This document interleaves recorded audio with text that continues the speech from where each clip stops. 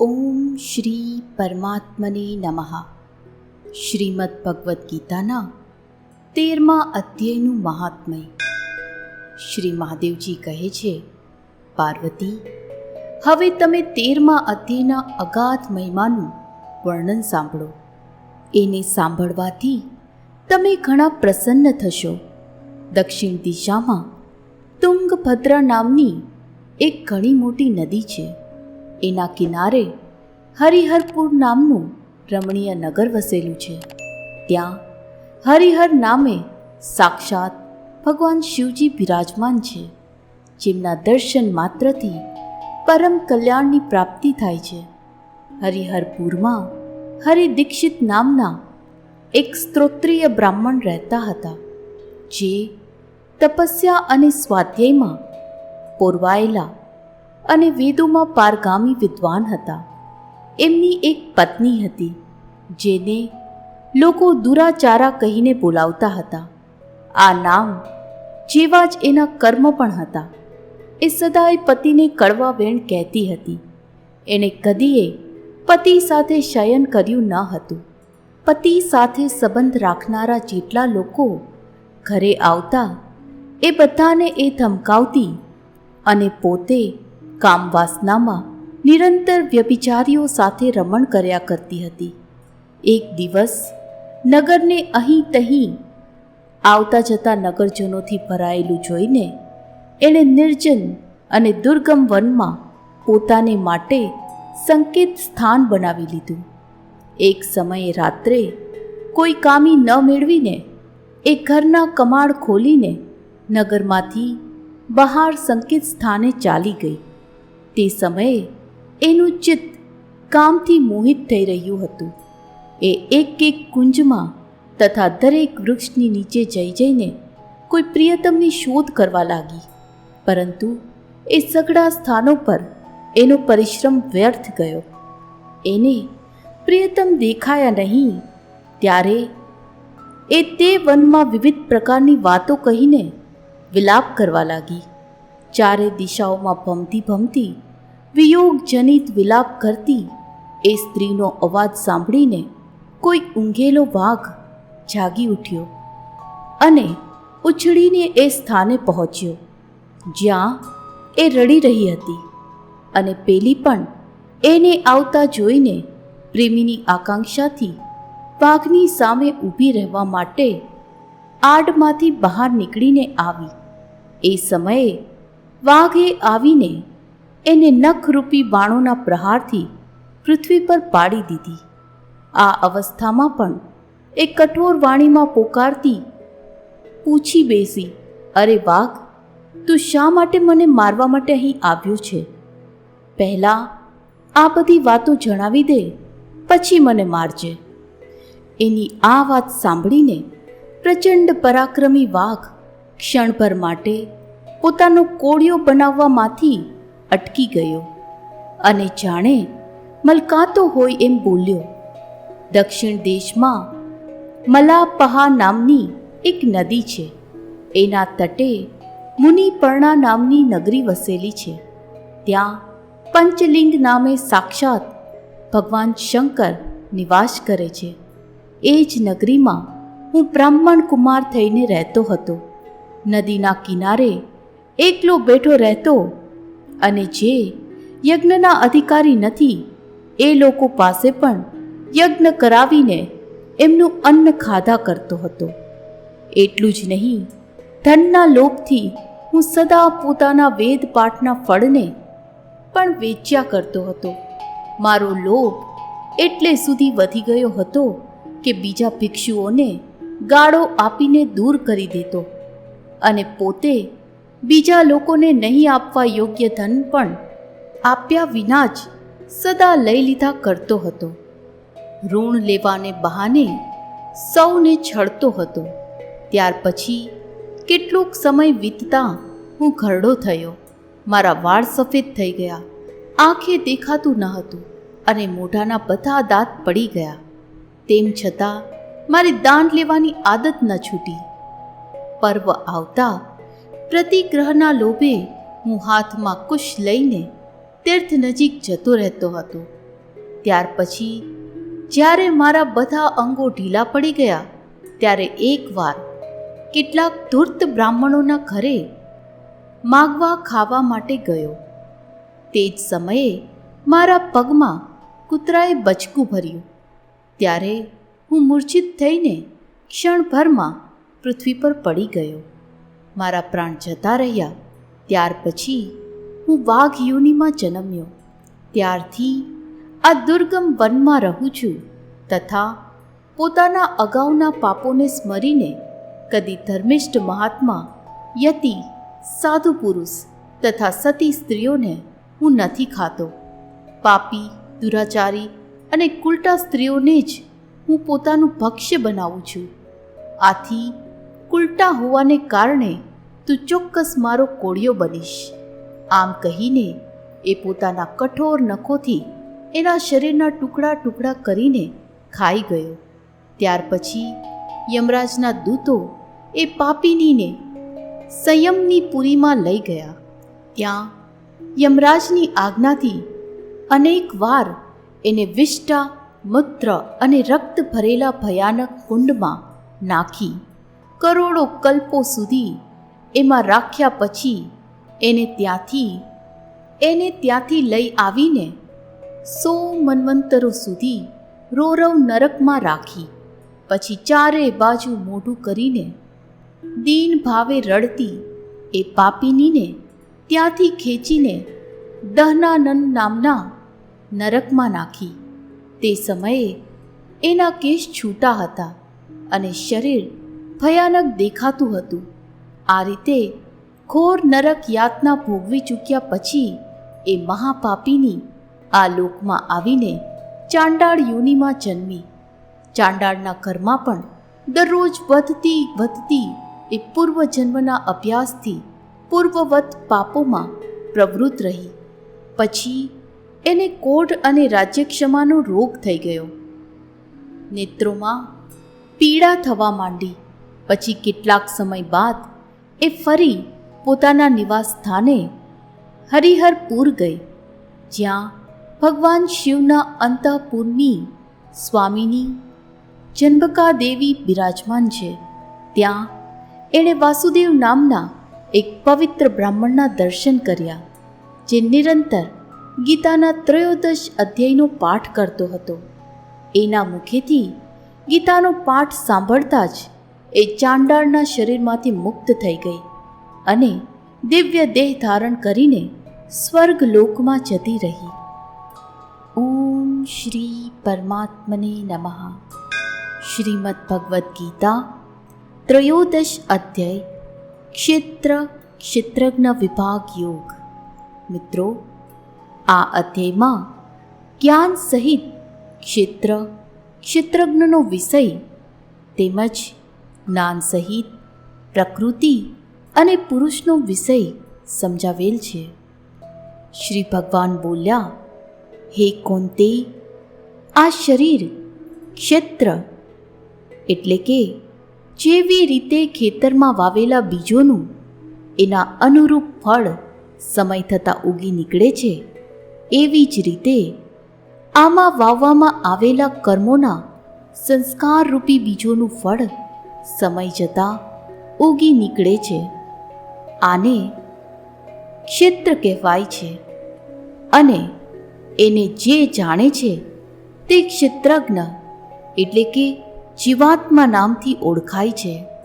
આવું આ બંનેના તત્વને જાણનારા જ્ઞાનીજનોએ કહ્યું છે. હે ભારત, બધા ક્ષેત્રોમાં ક્ષેત્રજ્ઞ પણ તું મને જ જાણ અને ક્ષેત્ર અર્થાત વિકાર સહિતની પ્રકૃતિ તથા ક્ષેત્રજ્ઞ અર્થાત પુરુષના વિષયનું જે તત્વ સહિત જ્ઞાન છે એ જ ખરું જ્ઞાન છે, એવો મારો મત છે. એ ક્ષેત્ર જે સ્વરૂપનું, જે સ્વભાવ ધરાવનારું તથા જે વિકારોથી યુક્ત છે અને જે કારણથી એ ઉદ્ભવ્યું છે, તથા એ ક્ષેત્રજ્ઞ પણ જે સ્વરૂપનો અને જે પ્રભાવ ધરાવનારો છે, એ સઘળું તું ટૂંકમાં મારી પાસેથી સાંભળ. ક્ષેત્ર અને ક્ષેત્રજ્ઞનું આ તત્વ ઋષિઓ દ્વારા અનેક પ્રકારે કહેવાયું છે. વિવિધ વેદ મંત્રો દ્વારા પણ વિભાગપૂર્વક કહેવામાં આવ્યું છે. તેમજ સારી રીતે નિશ્ચિત કરેલા યુક્તિપૂર્વકના બ્રહ્મસૂત્રના પદો દ્વારા પણ કહેવાયું છે. 5 મહાભૂત અર્થાત આકાશ, વાયુ, અગ્નિ, જળ અને પૃથ્વીરૂપ જે 5 મહાભૂતો છે, એમના કારણરૂપ 5 તન્માત્રાઓ કે જે 5 મહાભૂતોનો સૂક્ષ્મ ભાવ છે, તેમજ અહંકાર, બુદ્ધિ અને એ જ રીતે મૂળ પ્રકૃતિ પણ, તેમજ 10 ઇન્દ્રિયો, 1 મન અને ઇન્દ્રિયોના 5 વિષયો શબ્દ, સ્પર્શ, રૂપ, રસ અને ગંધ, ઈચ્છા, દ્વેષ, સુખ, દુઃખ, સ્થૂળ શરીર, ચેતના અને ધૃતિ, આટલા વિકારો સહિતનું આ ક્ષેત્ર ટૂંકમાં કહેવાયું છે. પોતાને શ્રેષ્ઠ માનવારૂપી અભિમાનનો અભાવ હોવો, દંભાચરણનો અભાવ હોવો, કોઈ પણ પ્રાણીને કોઈ પણ પ્રકારે કષ્ટ ન આપવું, ક્ષમાભાવ, મન, વાણી આદિમાં રુજુભાવ હોવો, શ્રદ્ધા ભક્તિ સાથે ગુરુજનોની સેવા, બાહ્ય તેમજ આંતરિક શુદ્ધિ હોવી, અંતઃકરણની સ્થિરતા હોવી, મન ઇન્દ્રિયો સહિત શરીરનો નિગ્રહ, આ લોકમાં સચ્ચાઈપૂર્વક શુદ્ધ વ્યવહારથી, ધનની એ ધનમાંથી મળેલા અન્નથી, આહારની, વિવેકપૂર્વકના વર્તનથી, આચરણોની અને જળ, માટી આદિથી શરીરથી થનારી શુદ્ધિ, આ બધી શુદ્ધિઓને બાહ્ય શુદ્ધિ કહે છે. તથા રાગ, દ્વેષ અને કપટ આદિ વિકારો દૂર થતાં અંતઃકરણનું જે સ્વચ્છ થવું એ આંતરિક શુદ્ધિ કહેવાય છે. અંતઃકરણની સ્થિરતા હોવી, મન ઇન્દ્રિયો સહિત શરીરનો નિગ્રહ કરવો, આ લોક અને પરલોકના સર્વ ભોગોમાં આસક્તિ ન હોવી અને અહંકારનો પણ અભાવ હોવો, જન્મ, મૃત્યુ, જરા અને રોગ આદિમાં દુઃખો અને દોષોને વારંવાર જોવા, પુત્ર, સ્ત્રી, ઘર અને ધન આદિમાં આસક્તિનો તેમજ મમતાનો અભાવ તથા પ્રિય અને અપ્રિયની પ્રાપ્તિ થતાં સદાય ચિત્તનું સમ રહેવું, મુજ પરમેશ્વરમાં અનન્ય યોગનો આશરો લઈને અવ્યભિચારીણી ભક્તિ હોવી તથા એકાંત અને શુદ્ધ સ્થાનમાં રહેવાનો સ્વભાવ હોવો અને વિષયાસક્ત માણસોના સમુદાયમાં પ્રીતિ ન હોવી. આધ્યાત્મ જ્ઞાનમાં જે જ્ઞાન વડે આત્મવસ્તુ અને અનાત્મ વસ્તુની સમજણ પડે એ જ્ઞાનનું નામ અધ્યાત્મ જ્ઞાન અને અધ્યાત્મ જ્ઞાનમાં નિત્ય સ્થિત રહેવું, તેમજ તત્વજ્ઞાન વડે જેનું પ્રતિપાદન કરવામાં આવ્યું છે એ પરમાત્માને જ જોતા રહેવું, આ બધું જ્ઞાન છે. અને જે આ બધાથી અળવું છે અને જે આ બધાથી અવળું છે એ અજ્ઞાન કહેવાયું છે. જે જાણવા યોગ્ય તત્વ છે તથા જેને જાણીને માણસ પરમાનંદને પ્રાપ્ત થાય છે એને સમ્યક રીતે હું કહું છું. પ્રકૃતિ અને જીવાત્મા એ 2 અનાદિઓનો સ્વામી પરમ બ્રહ્મ નથી સત કહેવાતો કે નથી અસત. એ સર્વ તરફ હાથ પગ ધરાવનાર, સર્વ તરફ આંખ, મસ્તક અને મુખ ધરાવનાર અને સર્વ તરફ કાન ધરાવનાર છે. કેમ કે સંસારમાં એ સૌને વ્યાપીને સ્થિત છે. એ સઘળી ઇન્દ્રિયોના વિષયોને જાણનારો છે, છતાં વાસ્તવમાં સઘળી ઇન્દ્રિય વિનાનો છે તથા આસક્તિ વિનાનો હોવા છતાં પણ સર્વનું ધારણ પોષણ કરનારો છે અને નિર્ગુણ હોવા છતાં પણ ગુણોને ભોગવનારો છે. એ ચરાચર સર્વભૂતોની અંદર બહાર પૂર્ણ રૂપે વ્યાપેલો છે. તેમજ ચર અચર રૂપે પણ એ જ છે અને એ સૂક્ષ્મ હોવાને લીધે જાણી શકાતો નથી. એકદમ પાસે તેમજ ઘણો દૂર પણ રહેલો એ જ છે. એ પરમાત્મા અવિભાજિત એક રૂપે રહેલા આકાશની જેમ પરિપૂર્ણ હોવા છતાં પણ ચરાચર બધા ભૂતોમાં જાણે વિભાજિત હોય એમ સ્થિત જણાય છે. જેવી રીતે મહાકાશ અવિભાજિત રૂપે રહેલું હોવા છતાં પણ ખડાઓમાં જાણે જુદું જુદું હોય એમ તરી આવે છે, એ જ રીતે પરમાત્મા સર્વભૂતોમાં એક રૂપે સ્થિત હોવા છતાં પણ જાણે ભિન્ન ભિન્ન હોય એમ જણાય છે. તથા એ જાણવા યોગ્ય પરમાત્મા વિષ્ણુ રૂપે ભૂતોનું ધારણ પોષણ કરનારો, રુદ્ર રૂપે સંહાર કરનારો તેમજ બ્રહ્મા રૂપે સર્વને ઉત્પન્ન કરનારો છે. એ પરબ્રહ્મ જ્યોતિઓનો પણ જ્યોતિ તેમજ માયાથી સાવ પર કહેવાય છે. એ પરમાત્મા બોધ સ્વરૂપ, જાણવા યોગ્ય તેમજ તત્વજ્ઞાનથી પામવા યોગ્ય છે અને સૌના હૃદયમાં વિશેષ રૂપે રહેલો છે. આ પ્રમાણે ક્ષેત્ર, જ્ઞાન તેમજ જાણવા યોગ્ય પરમાત્માનું સ્વરૂપ ટૂંકમાં કહ્યું. મારો ભક્ત એને તત્વથી જાણીને મારા સ્વરૂપને પામે છે. મૂળ, પ્રકૃતિ અને પુરુષ એ બેયને તું અનાદિ જાણ અને રાગ દ્વેષ આદિ વિકારોને તથા ત્રિગુણાત્મક બધાય પદાર્થોને પણ પ્રકૃતિથી ઉદ્ભવેલા જાણ.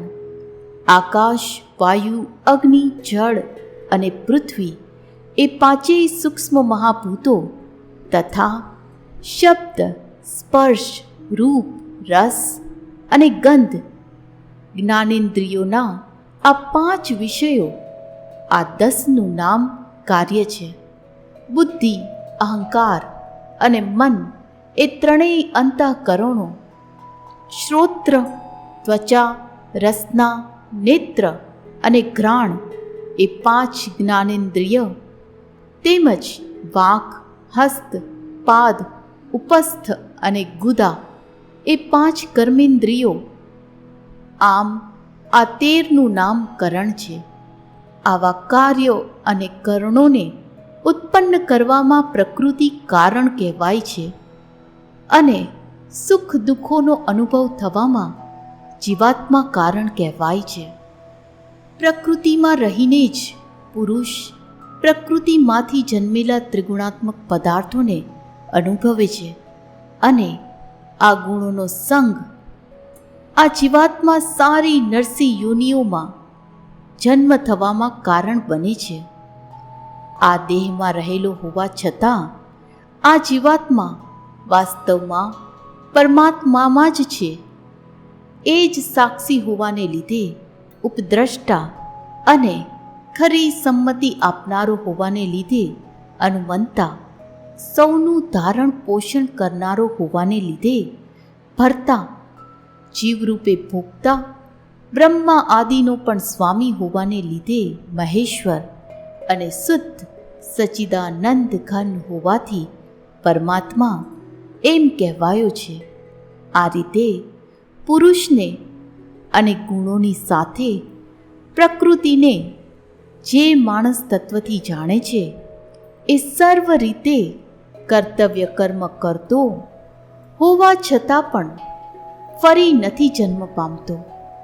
એ પરમાત્માને કેટલાય માણસો શુદ્ધ થયેલી સૂક્ષ્મ બુદ્ધિ વડે ધ્યાન દ્વારા હૃદયમાં જુએ છે, તો બીજા કેટલાક જ્ઞાન યોગ દ્વારા અને વળી બીજા કેટલાક કર્મયોગ દ્વારા જુએ છે, એટલે કે પામે છે. પરંતુ આ બધા કરતાં અન્ય પ્રકારના અર્થાત મંદ બુદ્ધિના માણસો આ પ્રમાણે ન જાણતા હોવાને લીધે બીજા માણસો પાસેથી એટલે કે તત્વજ્ઞાનીઓ પાસેથી સાંભળીને એ મુજબ ઉપાસના કરે છે. અને એ શ્રવણપરાયણ પુરુષો પણ મૃત્યુરૂપી સંસાર સાગરને નિસંદેહ તરી જાય છે.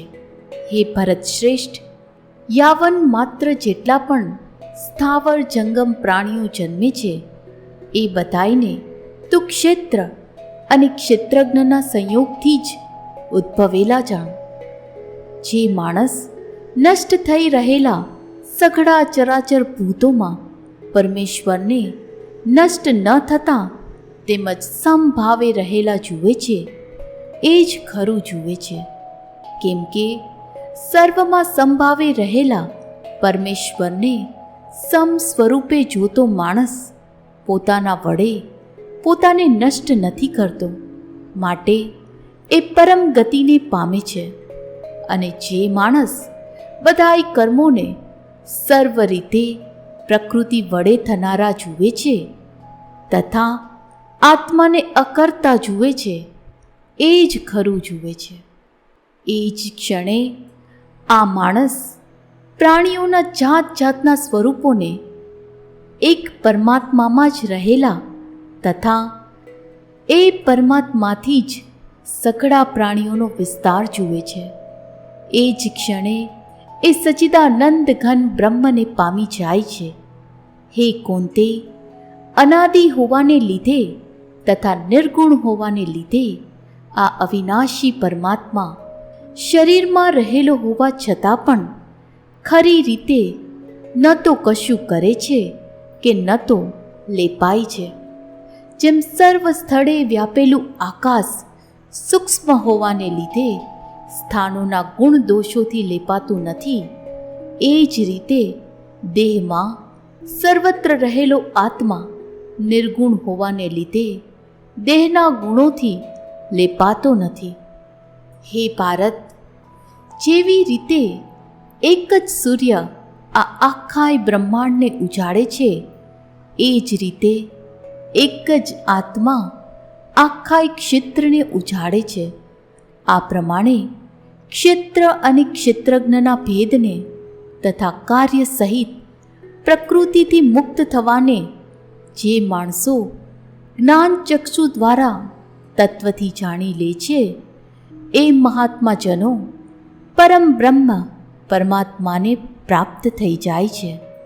શ્રી કૃષ્ણ અને અર્જુનના સંવાદમાં શ્રીમદ ભગવદ્ ગીતારૂપી ઉપનિષદ અને બ્રહ્મ વિદ્યા તથા યોગ શાસ્ત્ર વિષયનો ક્ષેત્ર ક્ષેત્રજ્ઞ વિભાગ યોગ નામનો 13મો અધ્યાય સમાપ્ત.